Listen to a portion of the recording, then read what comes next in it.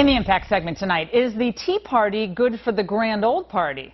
One influential Republican, Michael Gerson, formerly the chief speechwriter for President George W. Bush, doesn't think so.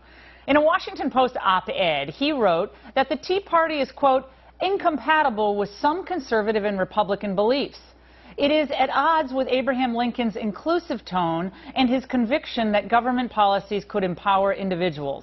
It is inconsistent with religious teaching on government's responsibility to seek the common good. Michael Gerson joins us now from Washington. Mike, it's good to see you.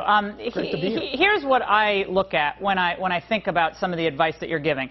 In 2000, Republicans had majorities, barely in the Senate, but a majority in the House and the Senate. By the time President George W. Bush finished his second term, Republicans had lost 52 congressional seats, 9 Senate seats. We had an increase in the first term of discretionary spending by 29%. 75% increase in the education budget. We had a demoralized Republican Party and a demoralized conservative base. With all due respect, why should we listen to you now?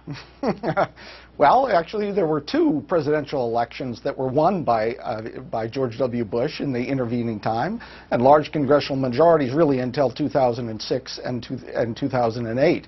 The problem here is not in these cases that Republicans had a domestic policy message. That's what George Bush brought in 2000, a message on education, a message on Medicare, positive things. The next presidential candidate, whoever it is for the Republican Party, is going to need a domestic agenda. Michael, it can't just be a kind of simplistic anti-government agenda. Well, I agree with you absolutely, wholeheartedly. But do you say now today that Bush's policies of the last 3 or 4 years of his second term have no culpability at all? There's no culpability for what happened to the Republican Party. Big government conservatism, Michael, was tried and it failed. We tried to expand Medicare, the biggest expansion ever, and we ended up adding to the deficit. We tried on all these big programs. You guys gave it the old college try, and it failed. Well, I'm not here to defend big government conservatism, but well, I am here. Was.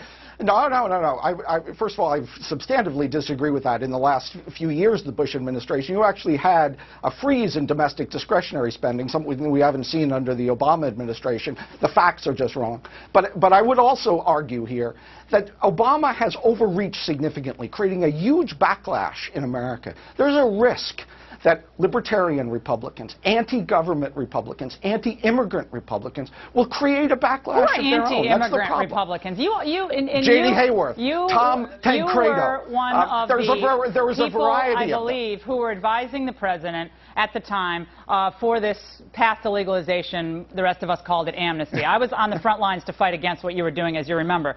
And you guys knew that the base of the party didn't want what you were pushing. You knew that. But you just went ahead with it anyway. And party base be damned, our concerns be damned. And then you throw around these words, Michael, like the nativist impulse in the Tea Party movement. That's insulting, and that's what I expect from people like Howard Dean and our friends over at the other cable network. I don't expect those kinds of things to be thrown around by a former Bush speechwriter. Well, I'll tell you what my point is.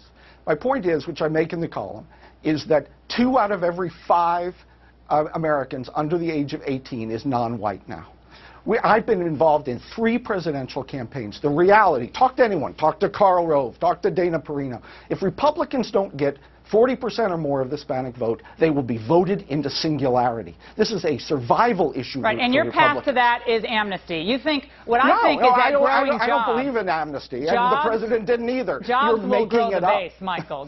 Jobs will grow the base. That's what's going to grow the base. If young people, older people, Hispanics, that's going to grow the base. But I just get this sense, and you're right. Hispanics are not going to support the Republican Party if they feel they are a target of prejudice. Yeah, of course they do. But they might feel like they're a target of prejudice because some of the ridiculous things that people like you say about the Tea Party movement, with all due respect. No, it's Tom Tancredo and J.D. Hayworth that say ridiculous things. What power do they have in the Republican Party right now? What? They're in many ways on the immigration issue. You're just people throwing like out these red herrings. Again, they're the image of the Republican Party. That's like something I would expect from a left-wing activist to say. That's what they would say about this issue, not a Bush Republican carrying the torch for conservatism. Do you see why I think a lot of people are looking looking at some of your advice and saying, I like Mike, and I do. I like you. I like President Bush. I like all my friends in the former Bush administration. And I'd love to go mountain biking with President Bush again. But the bottom line is, a lot of these policies, well-intentioned, weren't popular with the base of the Republican Party and destroyed, in part, the Republican Party. That's what happened.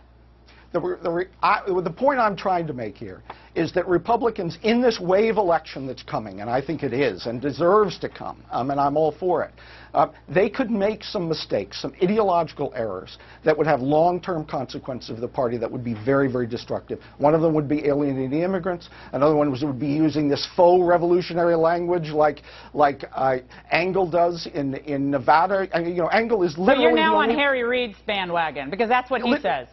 Engel is literally the only person in America who can re-elect Harry Reid. That's the reality. I mean, is this MoveOn.org or is this Michael Gerson? You're making every left-wing argument. Why is that? You know what? I don't make left-wing or right-wing arguments. I just make arguments. And my column attempts to do that. You have to try to be fair and balanced. Well, I'm fascinated to have you on, and I do like you, Michael Gerson. It's just this is why it's a big tent. We do have a big tent Republican Party, and it's great to see you. And plenty.